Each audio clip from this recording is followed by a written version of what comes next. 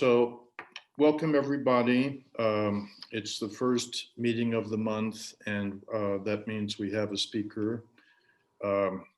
This month, I'm very pleased to introduce Brian Chadwick, who is the Regional Director of Development for the Marine Corps Scholarship Foundation. And that's a foundation I was not familiar with at all until Brian contacted me, wanted to introduce himself to our group. And, you know, there's a lot of different Marine Corps groups and affinity groups. This is one that sounds truly important, fills a very important role for Marine families and other military families. It's the nation's oldest and largest provider of needs-based scholarships to military children. And since 1963, the foundation has awarded scholarships to over 45,000 students and totaling over $145 million. 1963, I think, was when the year PT was born. So, you know, that's kind of coincidental. Brian is a Marine. His dad was a Marine who served in Vietnam, 1965 to 66. Brian graduated from Annapolis with a degree in economics, commissioned as second lieutenant in the Marine Corps in 2007. It makes him about 50 years younger than I am. He served on active duty for 7 years as a counterintelligence and human intelligence officer and was deployed twice in support of Operation Iraqi Freedom. He got out of the Marine Corps and earned an MBA at University of California, Berkeley, and worked in finance roles with several Bay Area real estate development firms. And as I said, he and his wife, Julia, and their son, Harry, live in Oakland.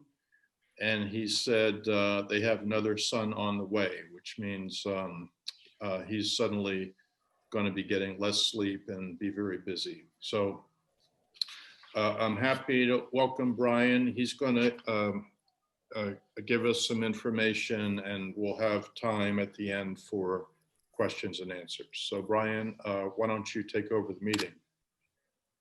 Tom, thank you so much. And also, you know, Conway, it's nice to see you on the call here, and thank you as well for putting Tom and I together and really making this opportunity to happen. So yeah, another kid on the way. Marine Corps was good training for that, so we'll be fine. Maybe my wife not so much, but we'll see. You know, my purpose here today really is, you know, I've lived in the Bay Area now for 6 years, which is the longest I've lived in any place in my life since I was a kid. And I'm just now, I feel like, really starting to plug into the Marine Corps network that's here. And so it's in that spirit that, you know, talking with Conway and Tom, that I wanted to reach out and get to know all you gentlemen. So I really appreciate the opportunity to put some faces to some names, and would absolutely love to become a member of the Combat Correspondence Association, because while I didn't cross paths with a lot of combat camera folks in my line of work, certainly we didn't want to have a lot of pictures taken of the folks that we were dealing with. You tell the story of the Marine Corps in such a profound way, and I am so grateful to you for that. So with that as a backdrop, I have some slides here, but at the end of the day, we're an intimate group. And if I just sit here and talk at you, this hour is going to go pretty long. So I'd love for it to be conversational. If you have a question, let me know, and we can talk about it. And Conway, you know, you and I have chatted about a lot of this stuff previously. So if you see anything that we've talked about before, my apologies in advance. But just as an opportunity to introduce the rest of the folks on this call. Has anyone else here, have you had any interaction with the Scholarship Foundation or even heard of it? I remember first heard about the Scholarship Foundation years ago on the Limbaugh show. He used to promote. You're kidding. No, this was Probably Wow. back in the early 80s, yeah, or late 80s, early 90s. Gosh, well, okay. So, look, new rodeo for me. I just joined the foundation at the in the beginning of this year, but been around for almost 60 years at this point. So, but to your point, I mean, you've heard of it. Rush Limbaugh was talking about it, but otherwise, we've had a hard time getting the word out, especially on the West Coast, and that's a big reason why I came on board the team, is to help connect the West Coast, and in particular Northern California and the Pacific Northwest, more with what we do. The organization is headquartered in Alexandria, Virginia, so they're on the East Coast. And unlike, for example, the Marines Memorial, unlike the Marine Corps Museum, we don't have a campus. Our campus and the people that we support are across the country. They're everywhere. They're in Danville, California. They're in Stamford, Connecticut, et cetera, et cetera. So in any case, I'll kick this off with some slides. And like I said, if you have any questions, please don't hesitate to stop me. Well, looks like the host has disabled participant screen sharing. Bob, would you be able to enable that for me, please? Oh, you're on mute.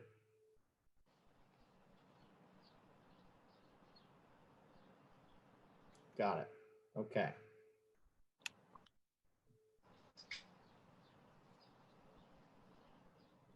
All right. Is everybody able to see this? Yes. All right. Great. Well, look, I've got two purposes here, gentlemen. The first is, despite the fact that we've been around for 60 years, like I said, we've got an awareness problem. And so I'm here to rectify that. My goal, such as it is to get in front of every single Marine that I can that lives within a 90-mile radius of the Bay Area, to let them know about what the Marine Corps Scholarship Foundation could potentially do for them and their families. And I'll talk to you a little bit more about who the Scholarship Foundation serves. But if I can get the word out, whether it's to schools, whether it's through Marines, however I can do that to spread that good word, that's what I'm here for. The second piece of this is, we've been around for 60 years or almost. If we want to be around for the next 60 years, that's going to be dependent upon the generosity and the commitment of a number of investors who have taken us this far. And so if any of you are inspired personally, or somebody who would be inspired by what we do, I'd love to talk to them so that we can continue our promise that we made to every single Marine family, that if you served, that we're going to educate your children. So at the end of the day, our mission is Marine simple. It's a single line. We honor Marines by educating their children. And so that's two pillars. The first of it is, we want to honor the legacy of service and sacrifice of Marines, wherever they may be, and whether they're currently serving or not. And we believe the best way to do that is by educating their children. And fundamentally, in today's day and age, when the cost of a college education just continues to go up and it gets harder and harder to afford it, and also as an all-volunteer force, the gap between those who have served and those who haven't gets wider and wider. In my view, what the Scholarship Foundation does is to try to strengthen America by bringing those two groups of people together. If you've got the children of Marines and Greenside Corpsmen that are going to school right alongside non-veterans, that's better for America. So that's what we do. So you've heard a lot about this, so I won't talk too much more about it. The oldest and largest provider of needs-based scholarships to military families. That needs-based piece is really important, because there are other players in the scholarship space for the children of military families. They tend to be merit-based, though. And in fact, I'll be honest with you, gentlemen, before I came to the Scholarship Foundation, that's how I tended to think about scholarships, as being on the basis of merit. Well, we're all Marines here. And at the end of the day, what we care about is, we're not going to leave a Marine behind on the battlefield. And so just in that spirit, neither are we going to leave a Marine family behind when it comes to the education that their parents served and sacrificed to defend.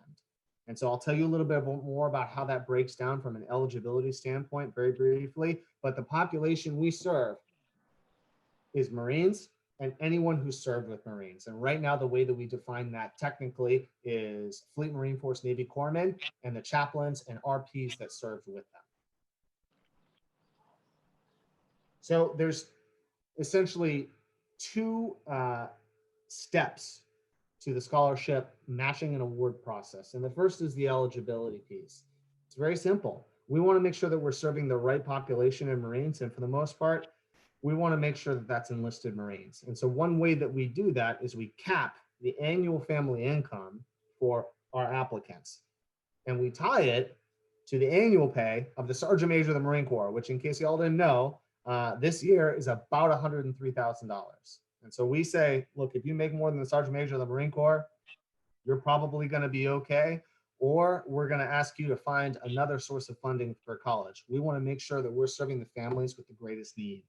The second piece of this is, because we want to honor the service and sacrifice of Marines, we believe that if we're serving a veteran Marine family, that's important that they have an honorable discharge, because it's about the characterization of their service. And then the last piece of it is, as a needs-based organization, we set a GPA requirement at a 2.0 on a 4.0 scale, which I get it. It doesn't seem like a lot, but I'll tell you what, for my peer group, which has been at war for the last 20 years, they are going down range once every 6 to 12 months. They have been changing duty stations every 2 to 3 years. I can't imagine what it must be like for the child of a Marine or the children of Marines to keep their head up, to continue to go to school, do well in school, have a stable friend group, have a stable group of teachers, et cetera, et cetera.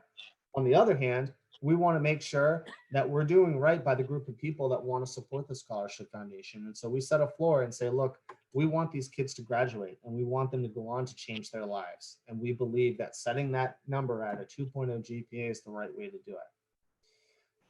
If you meet all those requirements, you will receive a scholarship from the Scholarship Foundation. It's that simple.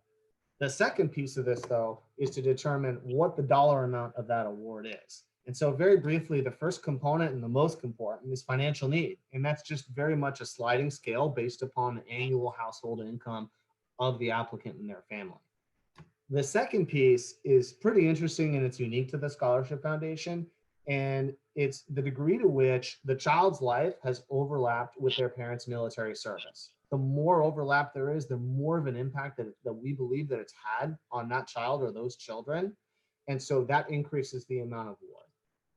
And then the last piece is scholastic achievement. And so I've already made a big deal about the fact that we're a needs-based and not a merit-based organization. Think about this as the kicker. If you have above a 3.0 GPA, that's going to push up your award amount a little bit. And just for context, about 2/3 of our scholars have above a 3.0 GPA. So none of these kids are slackers. They're all good kids. They're going to school and they're trying to change their lives and that of their families. Brian, could you just say a little more about the overlap? I'm not sure what that is.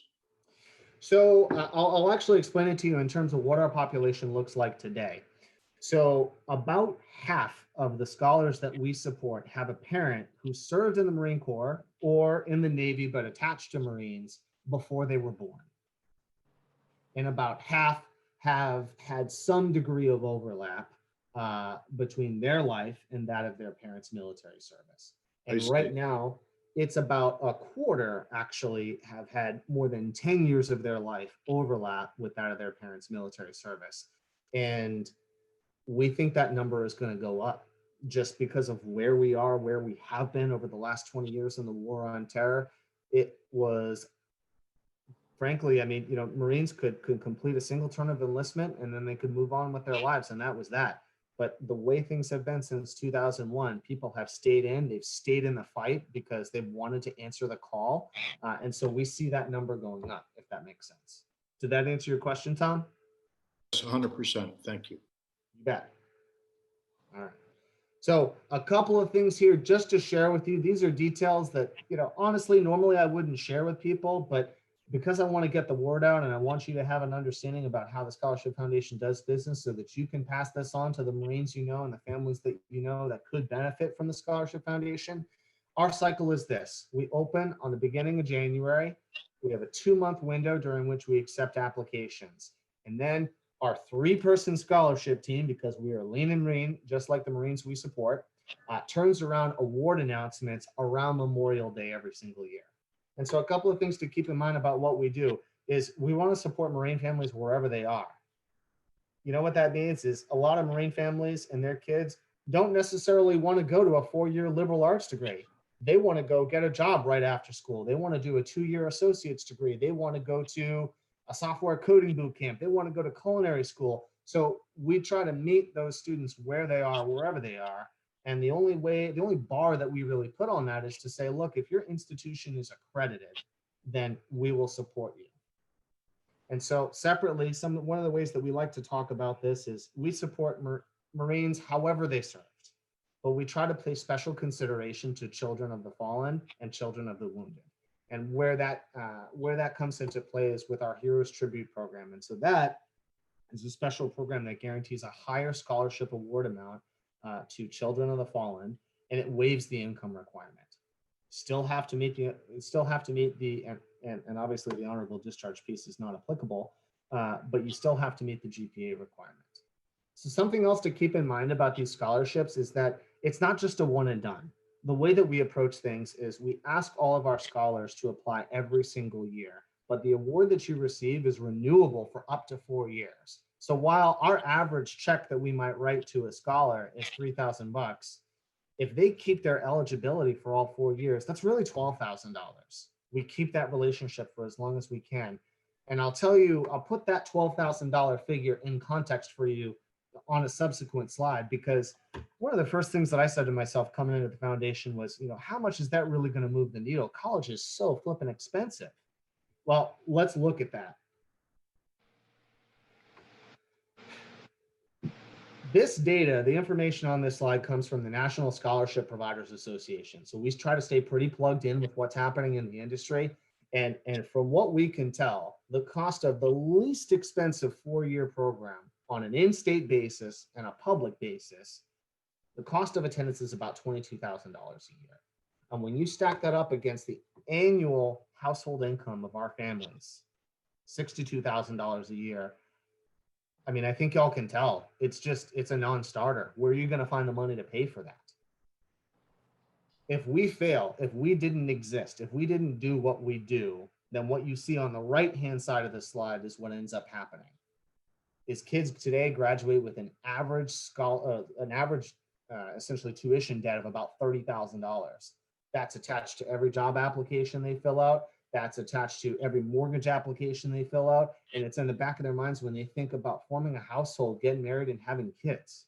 Think about the American dream there.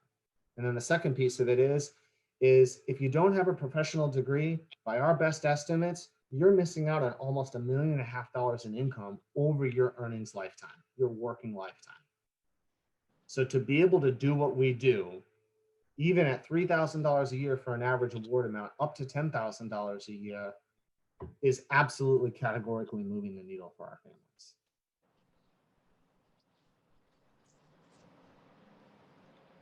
So in 2020, here's where the Scholarship Foundation is right now.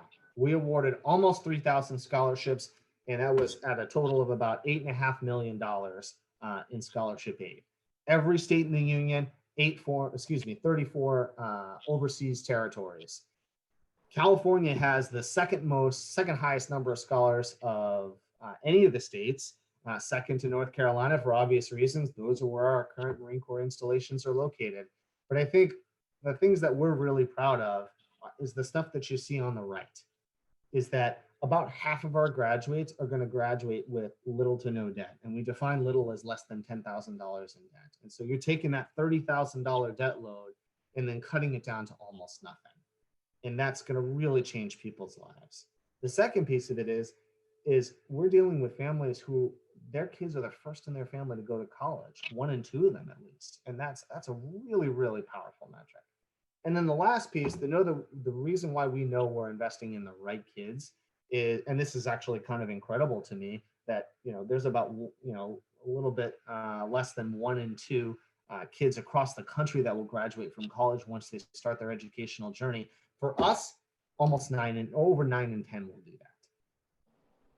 So these are the children that are raised on our core values of honor, courage, and commitment, and they're going to move forward with their educational plans. And in fact, we survey our students regularly. We've done so through the COVID pandemic, and overwhelmingly, they have said that they're just going to improvise, adapt, and overcome, and move forward with their educational plans, despite the fact that for about half of them, they're projecting that there has been a significant impact to their family's finances.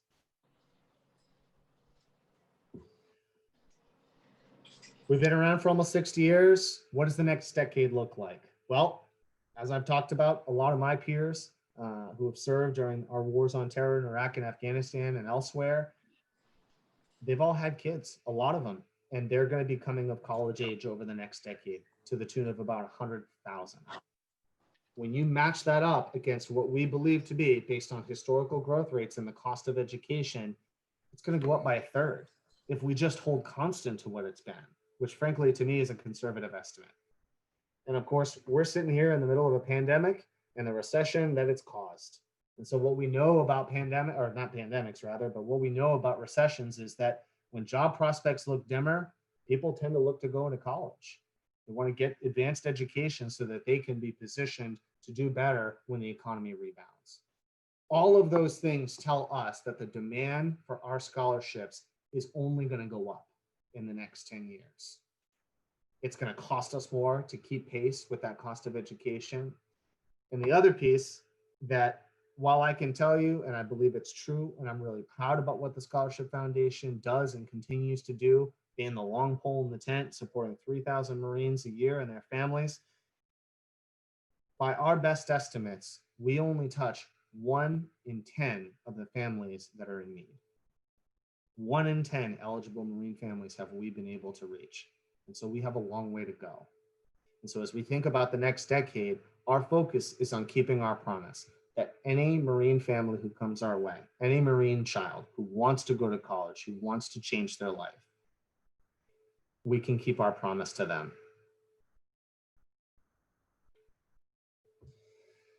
I could talk at you all day, gentlemen, but I wanted to just share in the words of one of our scholars what this looks like to them. And incidentally, Christian, who you see up here, comes from my wife's hometown, Crofton, Maryland, which is just outside of Annapolis. His father, Sergeant Golzinski, was killed on patrol in Anbar Province in 2007. Excuse me. And this year he graduated from the University of Alabama. These are the kids, these are the families that we're serving, and we want to be able to do that in the future. This is me. I'm here in the Bay Area. I'm here to stay. I love this place. I'm just getting to know the Marines within it. And so at this point, I'd open it up to your questions, gentlemen. You know what's intrigued me about a lot of your numbers, Brian, is that I belong to a Masonic lodge in Oakland. It's on College Avenue. Mm-hmm. And I've been a member of that lodge for almost 45 years, I think. And we have a scholarship that we make available. We budget for 3 a year. Mm-hmm. And they will pay, and the way it works, it's just any descendant of any of our members down 3 generations is eligible. No kidding. And last night we had our monthly meeting on GoToMeeting, and we awarded 2 out of 3 available, and that's the highest number I've seen awarded in 1 year, probably in the last 15 years. And we're not allowed to ask people to join Masons. We can't say, hey, you're a good guy, come and see us. So what we can do is entice you. But it's interesting. I started you're probably aware there's a middle school right next to the BART station there on College Avenue. And 3 blocks away. Yeah. Yeah. Okay. Well, I started a program there. If you read the news, and it actually made the news last year because they wrote an article about me. We put on a pancake breakfast every year to benefit the school. And I've led that for over 10 years. This year was going to be my first year of not running it, and the COVID come along and we don't have it. But anyway, I try to get next to the parents and kind of whisper in my ear, $12,000 scholarships, and they just don't bite on them. And so what was coming, of course, you have a lot bigger population available to you, but it's just, do you have a problem actually attracting people to qualify for those scholarships? Because based on the numbers, your average is about what, we don't have an average. It's just, that's what it is. So it seems like a very worthwhile sum of money to award somebody, that can add to their resources. Absolutely. And so, no, I would not say the challenge has been in attracting people to do it. Our Marine families understand the value that it provides. I mean, we see that reflected in our average annual household income. I mean, if you've got two kids and you're making $60,000 a year, now in the Bay Area, that means you're probably living in a cardboard box somewhere. But if you're in Boise, Idaho, that's a different story. But still, when you stack that up against, putting one, or, God forbid, more than one child through school, every single penny counts. So that's not really the issue. The issue has always been that our critical challenge has been communicating with Marines while they're on active duty about what the Scholarship Foundation can do for them. And that is a function of the fact that the Marine Corps, headquarters Marine Corps, has to remain impartial when it comes to the nonprofits with which they affiliate. They cannot make any formal recommendations, and we've worked really, really hard to integrate within, for example, the separations and transitions program, or SEPs and TAPs. But for example, I never heard about it when I was transitioning. Granted, I was transitioning from a joint command, MacDill Air Force Base in Tampa, Florida, but I never heard about the Marine Corps Scholarship Foundation when I was on active duty. And I'll tell you, these days, the Combined Federal Campaign pamphlet, is like an Encyclopedia Britannica. And so there are literally thousands and thousands and thousands of charities. So that's one of the challenges that we have in terms of breaking up from the pack and letting people know what we can do for them. And of course, once Marines separate from active service, oftentimes they go back to where they came from. And where they came from is every town and city across the country. And so it's been managing that long tail of outreach and getting in touch with the guidance counselors at the high schools and connecting with the local Marine Corps leagues to say, hey, look, gentlemen, we're here, we're a national organization, wherever you are is where we want to be. One of the things that's actually changed for us meaningfully in the last year is that we took the dive into digital marketing. And so through the miracle of Facebook, we actually have the ability to slice and dice our target audience however we want to. And what that's meant is that we've been able actually to target the parents themselves, the Marines who served, their partners and spouses, especially in parts of the country that we otherwise have a really, really hard time getting to. We're an organization of 30 people. And, if I did, 100 of these a week, I wouldn't touch everybody in the Bay Area for, the better part of a year, really. So digital marketing has absolutely expanded our reach. And what ended up happening this year, because it was the very first year we did it, was our applications went up by 30% and our awards went up by almost 20% in the middle of a pandemic, if you can wrap your head around that. So, for us, the sky is the limit. Or rather, let me put it this way. It's definitely not our ability to reach these families. It's our ability to pay for it. And to make sure that we have the right partners that are on board, that believe in and are inspired in our mission, that can make this happen, whether it's happening in our backyard. I mean, I'd love nothing more than to send a bunch of kids from the Bay Area to college. It just so happens that the outrageous cost of living here means that there are just not that many Marine families. My wife's a doctor. That's the only reason I, as on a nonprofit salary, can afford to live here these days. So, that's a long-winded answer to your question, Ed, but what do you think? Well, I say, I hear you saying, like I said, I used to hear Rush Limbaugh talking about that back in the Wow. 90s, I guess. And, No he kidding. went to the big dinner and he promoted it on his radio show at no cost. He says, this is the official charity of the Rush Limbaugh show for years. And, so he gave it a lot of credibility in that sense. And he's not going to be around much longer now, but. Well, I'll tell you what though, Ed, I mean, that's actually not a bad idea. If you can put that on guys like the Joe Rogan podcast and, some of these other folks that are nationwide, they've got that syndication and distribution. That's probably a great channel to talk about it. We have been featured on Fox News in the past, and we even got a spot on the NCIS show a couple of years ago, so far as I remember. But, so here and there, we do what we can, but we really think that, Facebook's done wonderful things. Facebook's done not so wonderful things, but we're really grateful to it for its ability to get out the word to people across the country and across the globe, really. Brian, just going backwards, which you'll find I like to do. Can you tell us just a little bit about how the foundation got started, if there were 2 or 3 individuals who were, key in getting it started, that sort of thing? You know what, Tom? That's a fantastic question, and I actually should have started with that because it's a great story. General Marty Rockmore, sitting at home somewhere in New York State or New York City, so far as I can tell, read in the Times that there was a World War II Medal of Honor recipient who couldn't afford to send his kid to college. And so he slapped the table in a typical Marine fashion, said, I'm not going to stand for that.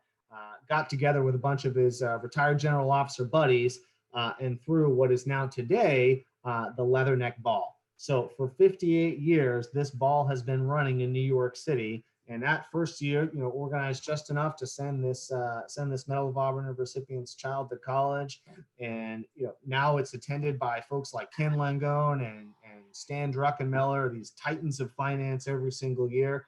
So that's been really the genesis of the Scholarship Foundation.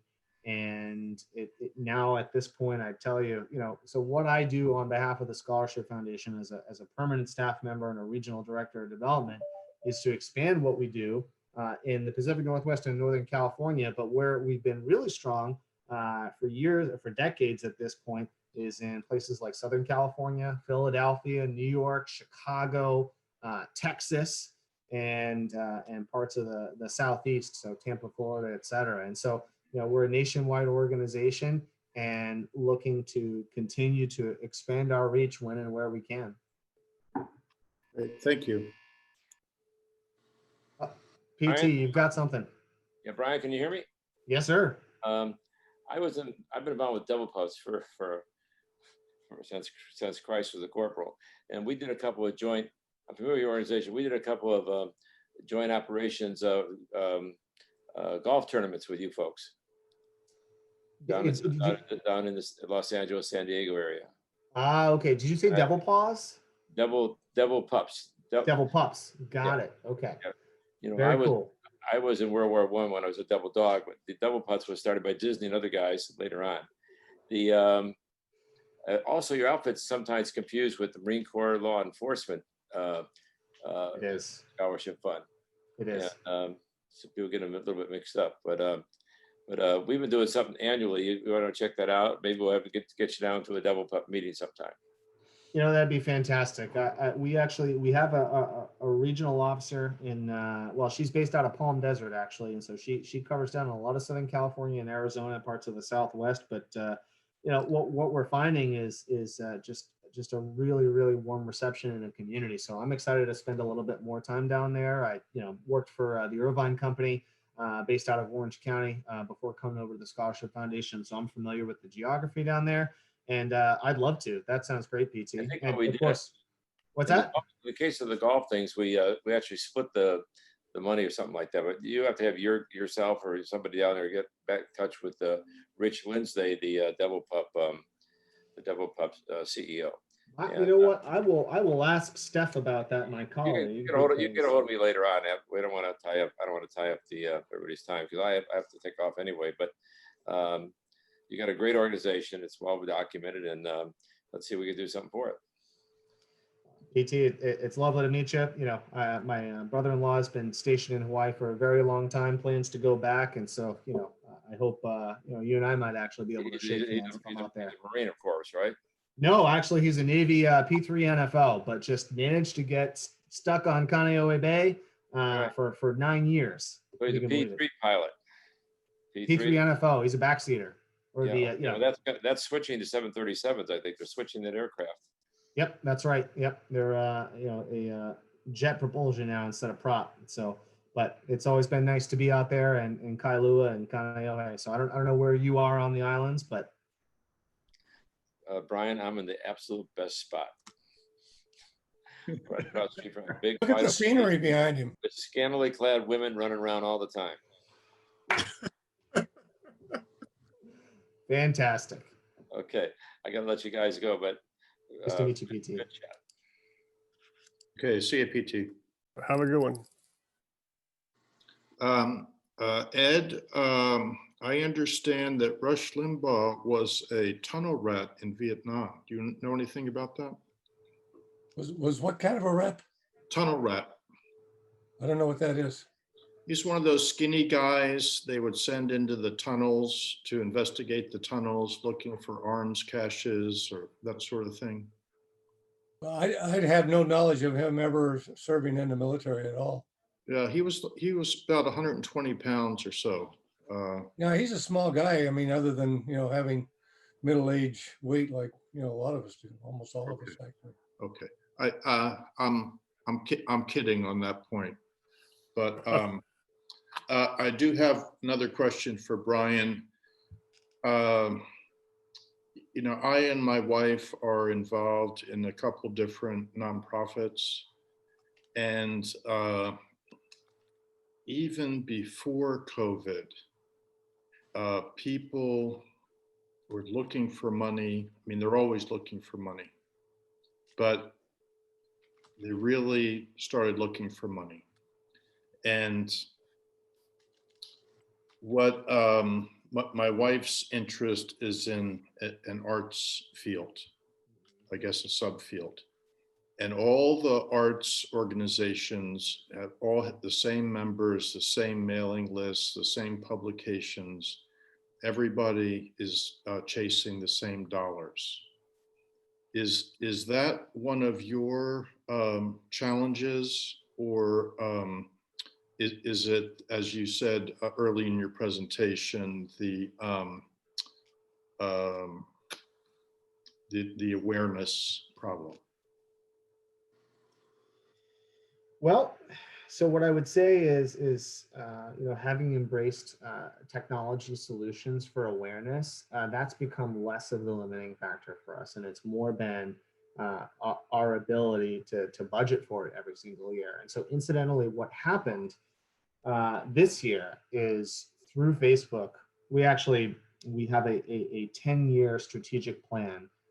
In which we are, having looked at the higher education landscape, we've said, look, the place that we want to be in 10 years from now is that we're growing by a third, which, I will tell you, in my view, is a very modest goal.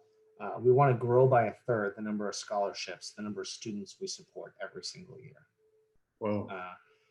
And the second piece of it is, and this piece I talked about is we want to make sure that we're keeping pace with cost inflation around the cost of attendance. So what ended up happening this year, by virtue of leveraging Facebook and reaching more audiences, we jumped 5 or 6 years ahead in terms of the number of students that we're supporting. Wow. When you match that up against what we budgeted to support each of them, that actually pushed our average award amount down. And so that is not quite the chicken or the egg, but what we need to really balance as we go forward in terms of growing both the number of students we support and the dollar amount at which we support them. That requires really sustained commitments from the folks that we've gotten to know to this point, and then the opportunity to get to know new folks that are really inspired by what we do. And so that latter piece is what I view my key challenge to be. In the Bay Area in particular, I think that there's a paucity of military veterans, perhaps Marine Corps veterans. I don't quite have the data to support it, but when you contrast it with a place like Texas or Florida or Georgia or things like that, I just think that there's a lower density here. But what seems pretty clear is that the folks that really care about taking care of Marines have been Marines themselves, or they've served their country in some capacity, and so it's about building that awareness at least at first, and building a relationship, and then seeing what we can do if it matches up with, to your point, what you were saying, Tom. Everybody's going after the same lists. That's not true for me. I think the folks that like to support the arts are not necessarily, that Venn diagram doesn't look the same for the folks who really care about Marines, who really care about veterans in general. I mean, that's certainly the case for me. Benefited from scholarships at every phase of my educational career. Damn it, but if I don't want to take care of my fellow Marines. And so that's very, very unique to me, and I hope to find others like me. So does that answer your question? Yes. Well, yes and no. I was, what I was really asking was, are you competing for the same dollars as, same potential dollars as the Marine Corps Law Enforcement Scholarship, the Devil Pups, the Devil Dogs, the other Marine affinity organizations? I would say yes and no. So if you look at it through the lens of we are an organization that supports Marines, you know, affiliated with the Marine Corps, certainly not formally or officially, right, but unofficially, Yeah. then yes, you could say that folks who really care about Marines are going to think about us, and in the same breath, they're going to think about folks like the Injured Marine Semper Fi Fund that my wife once used to volunteer for, or for the McClef, or even for the Marines Memorial Association, which has its own scholarships. And so, you know, we've had some conversations with them to say, look, what your core business is to be a living memorial. And, you know, let's talk about what that might look like. You know, maybe we take over the scholarship component of it. It's a little bit of inside baseball here, right? But, you know, we think what differentiates us is that we're needs-based and that we're a big tent. And so if you are a Marine or you're embedded with Marines, you know, that's the lens through which we look at our population. And so, yes, we are competing with those organizations, but that's, I don't like to look at it as a competition, because at the end of the day, if someone is supporting the Injured Marine Semper Fi Fund or the Marine Corps Heritage Foundation or Marines Memorial, then Marines are winning, right?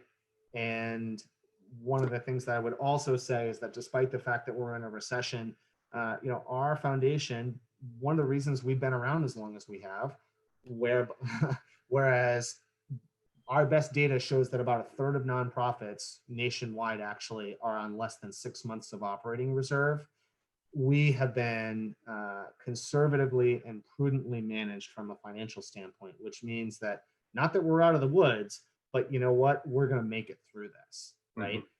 And so a lot of the models that we have for scholarships include an endowment model. So we put that money aside and we never touch it, essentially. And then whatever investment income, for example, an endowment might throw off is used to pay for scholarships. And that way we can guarantee it in perpetuity. So it's a balance. Is that more along the lines of what you're looking for? Yeah, thank you.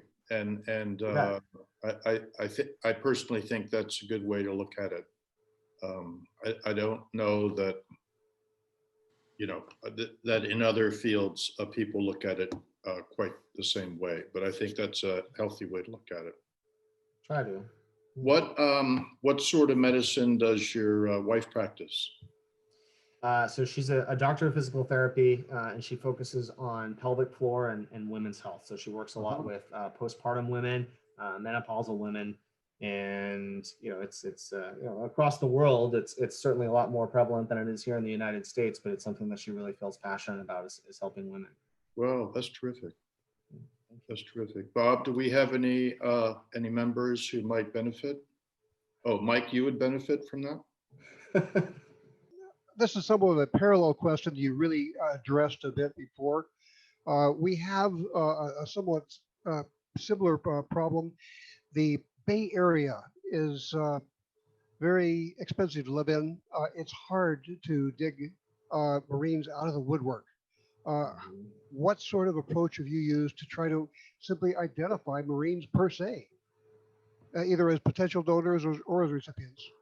You know, it's a great question. So we actually, you know, by virtue of the fact that we've been around for a long, long time, you know, we have an investor database that I've been able to leverage, which is essentially anyone who's had a relationship with the Scholarship Foundation for a long time is you know, we try to keep that contact information up to date and things like that. So if there are opportunities there for me to reach out to folks who I think, you know, would find that connection meaningful, then I try to do that. In terms of other tools that I particularly use, is I really truly believe in LinkedIn. I think that people use LinkedIn in a really powerful way, not just to showcase what they're doing currently professionally, but also, you know, their military service and affiliation. And so the LinkedIn search function is actually really effective at highlighting folks that have served in the Marine Corps and that are here located in the Bay Area. So that's another way. And honestly, just doing things like this, where, you know, opportunity to meet Marines here and there, the Marine Corps League, you know, I've sat down with General Hewley at the Marines Memorial and, you know, connect with retired general officers. here in the Bay Area because they're pretty plugged into what's happening with the Marine Corps. Also with the reserve stations, the inspector instructors, and 23rd Marines is headquartered here in San Bruno. So you're absolutely right. I joke that trying to find Marines in the Bay Area is a lot like looking for change under your couch. Like they're there, but you've got to just you got to dig around for them. It's like trying to find the remote. So I believe in that. Social media to a lesser extent. I personally don't spend a lot of time on Facebook or Instagram or things like that, but LinkedIn is, I would tell you, really good for that. And for what it's worth, I try to leverage the network that I have. And so graduating from Cal, I have access to that alumni directory, and the number of Marines that go to Berkeley is they're not a whole lot. It's a But, big school. What's that? It's a big school. Small percentage still is a lot. Yes. It's a big school. I think you can say, the politics, for some might be a little bit opposed, but that population is there, and people tend to stay in the Bay Area, and so that's another way to find folks. I thought that we, in some ways, we could help each other by billboarding each other. We have here indeed the USMC Combat Correspondence Group. We also have an associated group, the Fellowship of the Lens Educational Foundation, which is nascent. It is oriented towards media and the role of media in our society, which actually there's a good bit of carryover with the combat correspondence. Okay.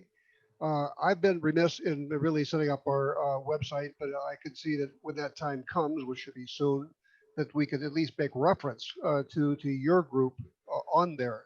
In the same way, if one hand washes the other, one hand pats the other, whatever. Let's see what we can do to keep each other's names before the public, even if it's only with a click of an icon on a billboard on a website. Unquestionably, Mike. I mean, so Conway was also kind enough to introduce me, and I sat down with Mark Epperson, who's the president and CEO of the USS Hornet out there in Alameda. And I'll say the same thing to you that I said to him. I said, I am an ambassador for you now that I've met you, that I've gotten to know you guys a little bit. Well, maybe not haven't gotten to know you a whole ton, but I'd love to learn more. And as I do, and as I connect with other Marines here in the Bay Area, put us all together in a way that's meaningful, because at the end of the day, I'm very grateful to be a Marine, because I know that if a Marine ever calls me up, I'm going to pick up the phone, and I know that they're going to do the same thing for me. It's the most powerful network that we have. Mm-hmm. I was surprised, Brian, when you said there are not a lot of veterans in the Bay Area, because I have been told just the opposite. It may be that there aren't a lot of Marine veterans, or my sense is there may not be a lot of younger veterans, in part because, the Bay Area in World War II just exploded with, Navy and Army bases. You couldn't throw a stone without hitting a military installation. Those are very nearly all gone. But at the time of World War II, Korea, Vietnam, a lot of troops came back through, excuse me, Oakland or San Francisco. And, everybody loves the climate. And many stayed or decided to come back here when they could.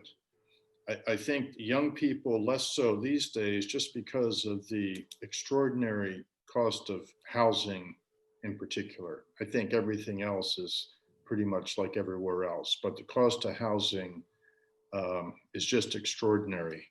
So that's just a vote of confidence for you that there are veterans here.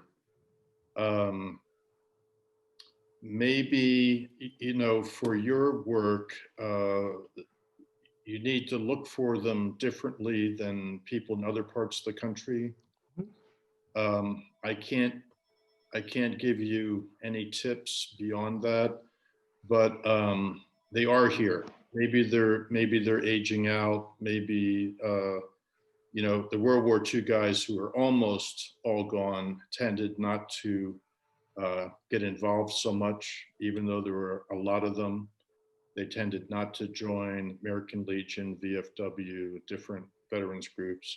I'm not sure about the Korean veterans. And now, after many years, a lot of the groups are headed up, and their membership are the Vietnam guys. And when I joined our group, which was maybe 2001 or so, 2002, most of our guys were World War II veterans. And I don't know about our unactive list of members. One guy I can think of is in the hospital now. Actually, he's wasn't in World War II. We may be out of World War II guys, and we're very nearly out of Korean War guys. And Ed and Mike and Gary, others who are maybe on the call now, are Vietnam era veterans. So that's just, I'm trying to be encouraging, just the simple point that the veterans are here.